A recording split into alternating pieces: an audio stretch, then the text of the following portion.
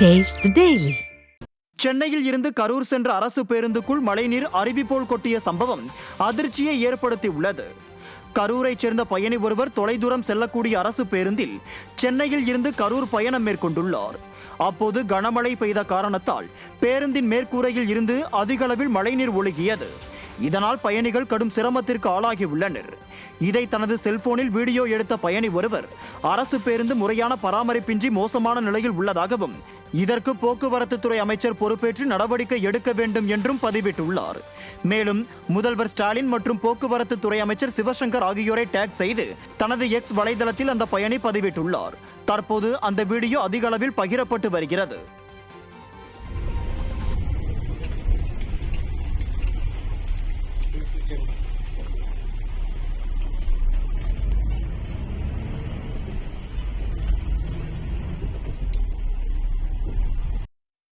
கோவை மாவட்டம் rayon division நோக்கி சென்ற அரசு பேருந்தில் மழைநீர் ஒழுகியதால் பேருந்திற்குள் குடைபிடித்தபடி பயணிகள் பயணித்தனர். வால்பாறையிலிருந்து ரயான் டிவிசன் நோக்கி சென்ற அரசு பேருந்தில் அதிக அளவில் மழைநீர் ஒழுகியதால் பயணிகள் கடும் சிரமத்திற்கு ஆளாகினர். பள்ளி மாணவர்கள், பெண்கள் என அனைவரும் மழைநீரில் நனைந்தபடியும் குடைபிடித்தபடியும் பேருந்தில் பயணிக்கும் அவல நிலை ஏற்பட்டது. அண்மை காலமாக அரசு பேருந்துகள் ஆங்காங்கே பழுதாகி நிற்கும் நிலையில் ஓட்டை உடைசல் பேருந்துகளை மாற்ற தற்போது வரை விடியா திமுக அரசு நடவடிக்கை எடுக்காமல் தங்களின் உயிரோடு விளையாடுவதாக பயணிகள் குற்றம் சாட்டியுள்ளனர்.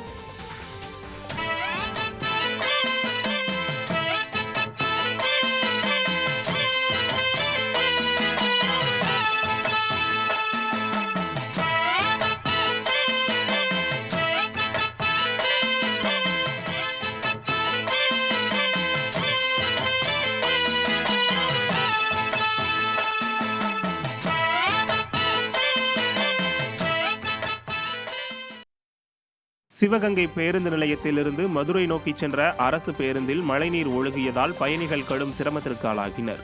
மழைநீர் கொட்டியதால் பேருந்து இருக்கைகளில் அமர முடியாமல் பயணிகள் நின்று கொண்டே பயணிக்கும் அவல நிலை ஏற்பட்டது.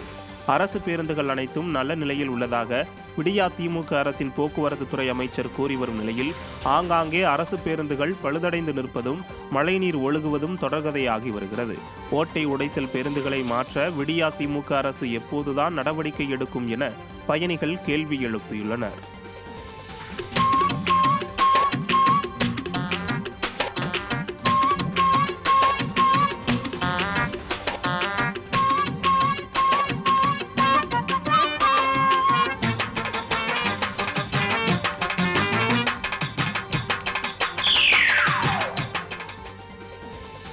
திண்டுக்கல் மாவட்டம் சின்னாளப்பட்டியில் அம்மன் வழிபாட்டு முறையை அவதூறாக பேசியதாக பேரூராட்சி ஊழியர் கைது செய்யப்பட்டார்.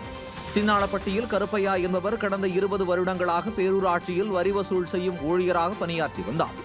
கடந்த 3 நாட்களாக ராமலிங்க சௌடேஸ்வரி அம்மன் கோவில் திருவிழா நடைபெற்றது. இந்த விழாவின் முக்கிய நிகழ்வான பக்தர்கள் தங்கள் மீது கத்தி போட்டு நேர்த்திக்கடன் செலுத்தும் விழாவை கருப்பையா தனது முகநூல் பக்கத்தில் அவதூறாக சித்தரித்து பேசி பதிவிட்டதாக கூறப்படுகிறது. இதனையடுத்து கருப்பையா மீது தேவாங்கர் மகாஜன சபை தலைவர் ராஜேந்திரன் கொடுத்த புகாரின் பேரில் போலீசார் கருப்பையாவை கைது செய்தனர். ராணிப்பேட்டை மாவட்டம் அரக்கோணம் நகர்மன்ற கூட்டத்தில் திமுக உறுப்பினர் அடுக்கடுக்காக குற்றச்சாட்டுகளை முன்வைத்ததால் பரபரப்பு ஏற்பட்டது. திமுக நகரமன்ற தலைவர் லட்சுமி பாரி தலைமையில் நடைபெற்ற நகரமன்ற கூட்டத்தில் அதிமுக, திமுக உட்பட அனைத்து உறுப்பினர்களும் கலந்து கொண்டனர். இந்த நிலையில் நகராட்சி ஒப்பந்த பணியாளர்கள் மற்றும் நகராட்சி ஊழியர்களிடையே நிலவும் பணிப்போரால் தன்னுடைய பகுதியில் கடந்த 6 மாதங்களாக சுகாதார பணிகள் மேற்கொள்ளப்படவில்லை என்றும் 3வது கண் சுரங்கப்பாதை சமூக விரோதிகளின் கூடாரமாக மாறி வருவதாகவும் திமுக நகரமன்ற உறுப்பினர் அடுக்கடுக்காக குற்றச்சாட்டுகளை முன்வைத்தார். இதற்கிடையே கள்ளக்குறிச்சி கள்ளச்சாராய சம்பவம், சட்டம் ஒழுங்கு சீர்கேடு உள்ளிட்டவையை கண்டித்து அதிமுக நகரமன்ற உறுப்பினர்கள் வெளிநடப்பு செய்தனர். அந்தமானில் நிலவும் மோசமான வானிலை காரணமாக சென்னையிலிருந்து அந்தமான் சென்ற ஏர் இந்தியா பயணிகள் விமானம் மீண்டும் சென்னைக்கே திரும்பி வந்தது.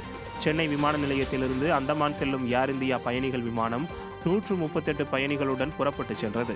இந்த நிலையில் அந்தமானில் அதிக சூறைக்காற்றுடன் கூடிய மோசமான வானிலை காரணமாக விமானம் தரையிறங்க முடியாமல் வானில் வட்டமடித்துக் கொண்டிருந்தது. இதையடுத்து வானிலை சீராகாததால் இந்த ஏர் இந்தியா பயணிகள் விமானம் மீண்டும் சென்னைக்கே திரும்பி வந்தது. சென்னையிலிருந்து அந்தமானுக்கு சென்ற பயணிகள் விமானம் மீண்டும் சென்னைக்கே திரும்பியதால் விமான பயணிகள் கடும் அவதியடைந்தனர். கிருஷ்ணகிரி மாவட்டம் ஹோசூர் மாநகராட்சியில் இருந்த 2 ஏடிஎம்களில் கொள்ளை முயற்சி நடைபெற்றது. ஜூஜுவாடி பகுதியில் உள்ள SBI வங்கி கிளையின் ஏடிஎம்மிலும், மூக்கண்டப்பள்ளியில் உள்ள சென்ட்ரல் பேங்க் ஆஃப் இந்தியா வங்கி கிளையின் ஏடிஎம்மிலும் கொள்ளையர்கள் திருட முயற்சித்துள்ளனர். அப்போது ஏடிஎம்மில் இருந்து அலாரம் ஒலித்ததால் கொள்ளையர்கள் தப்பி ஓடி உள்ளனர். கடந்த சனிக்கிழமை இரவு IDBI வங்கி கிளையின் ஏடிஎம்மில் இருந்து 14,50,000 ரூபாய் கொள்ளையடிக்கப்பட்டுள்ளது. அன்று ஒரே நாளில் ஹோசூர் மட்டுமல்லாது கர்நாடகா, ஆந்திரா ஆகிய மாநிலங்களில் ஒரே பாணியில் 6 ஏடிஎம்களில் கொள்ளை சம்பவம் நடந்தது. இதுவரை யாரும் கைது செய்யப்படவில்லை. நாமக்கல் மாவட்டம் ராசிபுரம் அருகே ஸ்கிரப்டைபஸ் எனும் வைரஸ் காய்ச்சல் பாதிக்கப்பட்ட கட்டட மேஸ்திரி உயிரிழந்த சம்பவம் சோகத்தை ஏற்படுத்தியுள்ளது. நாமகிரிப்பேட்டை அருகே உள்ள வெள்ளக்கல்பட்டி இந்திரா நகர் பகுதியைச் சேர்ந்த கட்டட மேஸ்திரி கந்தசாமி என்பவர் கடந்த சில நாட்களுக்கு முன்பு காய்ச்சல் காரணமாக சேலம் அரசு மருத்துவமனையில் அனுமதிக்கப்பட்டார். இந்த நிலையில் அங்கு அவரை பரிசோதித்த மருத்துவர்கள் ஸ்கிரப்டைபஸ் எனும் வைரஸ் காய்ச்சலால் பாதிக்கப்பட்டது தெரியவந்தது. இந்நிலையில் சேலம் அரசு மருத்துவமனையில் சிகிச்சை பெற்று வந்த கந்தசாமி சிகிச்சை பலனின்றி உயிரிழந்தார். இதையடுத்து அப்பகுதியில் சுகாதாரத்துறை சார்பில் காய்ச்சல் பரிசோதனை முகாம் மற்றும் கொசு மருந்து தெளிக்கும் பணியில் ஊழியர்கள் ஈடுபட்டுள்ளனர். இந்நிலையில் கண்கட்ட பிறகு சூரிய நமஸ்காரம் போல இல்லாமல் காய்ச்சல் பரவுவதற்கு முன்பே விடிய அரசின் சுகாதாரத்துறை அதிகாரிகள் விரைந்து நடவடிக்கை எடுக்க வேண்டும் என மக்கள் வலியுறுத்தியுள்ளனர். மேற்கு திசை காற்றின் வேக மாறுபாடு காரணமாக அடுத்த 7 தினங்களுக்கு தமிழகம் மற்றும் புதுவை பகுதிகளில் ஓரிரு இடங்களில் இடி மின்னலுடன் கூடிய லேசானது முதல் மிதமான மழை பெய்யக்கூடும் என சென்னை வானிலை ஆய்வு மையம் தெரிவித்துள்ளது. மேலும் நீலகிரி, கோவை, திருப்பூர், திண்டுக்கல் உள்ளிட்ட மாவட்டங்களில் ஓரிரு இடங்களில் இன்று கனமழைக்கு வாய்ப்புள்ளதாகவும் வானிலை மையம் தெரிவித்துள்ளது. சென்னை மற்றும் புறநகர் பகுதிகளில் அடுத்த 48 மணி நேரத்திற்கு வானம் ஓரளவு மேகமூட்டத்துடன் காணப்படும் என்றும் அதிகபட்ச வெப்பநிலை 33 டிகிரி செல்சியஸிலிருந்து 34 டிகிரி செல்சியஸை ஒட்டியும் குறைந்தபட்ச வெப்பநிலை 25 டிகிரி செல்சியஸிலிருந்து 26 டிகிரி செல்சியஸை ஒட்டியும் இருக்கக்கூடும் என வானிலை மையம் தெரிவித்துள்ளது. மன்னார் வளைகுடா மற்றும் அதனை ஒட்டிய தென் தமிழக கடலோர பகுதிகளில் சூறாவளி காற்று வீசக்கூடும் என்பதால் இந்த பகுதிகளுக்கு மீனவர்கள் செல்ல வேண்டாம் என சென்னை வானிலை ஆய்வு மையம் எச்சரித்துள்ளது.